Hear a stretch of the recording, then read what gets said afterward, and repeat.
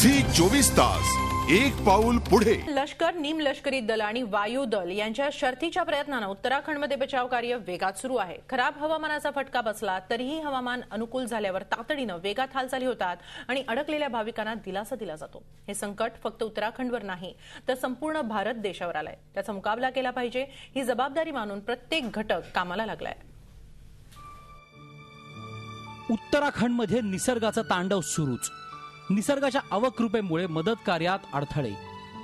अतिवृष्टीच्या इशाऱ्यामुळे हजारो पर्यटकांचं भवितव्य अजूनही धोक्यात। उत्तराखंडमध्ये महाप्रलयाला आठवडा उलटून गेला तरी अजूनही परिस्थिती नियंत्रणात आलेली नाही। या जलप्रलयात हजारो जणांचा मृत्यू झाला असून संपूर्ण उत्तराखंडच या प्रलयात उद्ध्वस्त झालाय।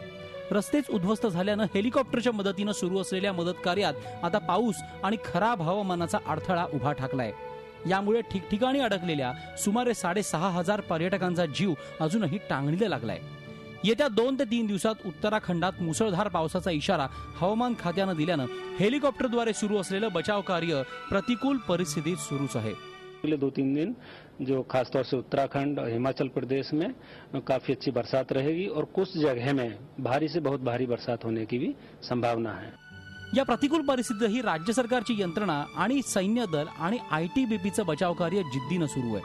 केदारनाथ मधील शोध मोहीम आणि मदत कार्य पूर्ण झालं असून आता केदारनाथ घाटीतील मदत कार्याला सुरुवात झाली आहे। याच भागात सर्वात मोठी हानी झाल्याची भीती मुख्यमंत्री विजय बहुगुणा यांनी व्यक्त केली असून हजारो जणांचा मृत्यू झाल्याची शक्यता त्यांनी वर्तवली आहे। तर दुसरीकडे बद्रीनाथ आणि रुद्रप्रयाग मधली परिस्थिती अजूनही बिकट आहे। रुद्रप्रयाग ते गोचर आणि रुद्रप्रयाग ते श्रीनगर या मार्गावर रस्ताच वाहून गेल्यानं मदत कार्यामुळे अडथळे निर्माण होत आहेत। मात्र परिस्थितीत सुधारणा होत असल्याचं केंद्रीय गृहमंत्र्यांचं म्हणणं आहे। केदारनाथ वैली में जो दिक्कतें थी वो अभी नहीं है उतनी, क्योंकि केदारनाथ वैली में जो लोग स्टैंड वहाँ रह गए थे वो सभी को ऑलमोस्ट निकाला गया है। कुछ थोड़े से रह सकते हैं इधर उधर, बट बहुतेरे लोग वहां से निकल गए।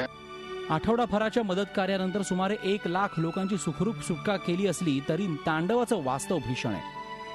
हजारो जणांचा मृत्यू झालाय तर हजारो जण अजूनही बेपत्ता आहेत। हजारो घरं, अनेक गावं आणि लक्षावधी नागरिक या प्रलयात उद्ध्वस्त झाले। देवभूमी असा लौकिक असलेल्या उत्तराखंडच्या भूमीला पुन्हा सावरण्यासाठी काही वर्ष लागतील अशी शक्यता वर्तवण्यात येते। रश्मी पुराणिकसह अमित भिडे, झी मीडिया, मुंबई। झी 24 तास एक पाऊल पुढे।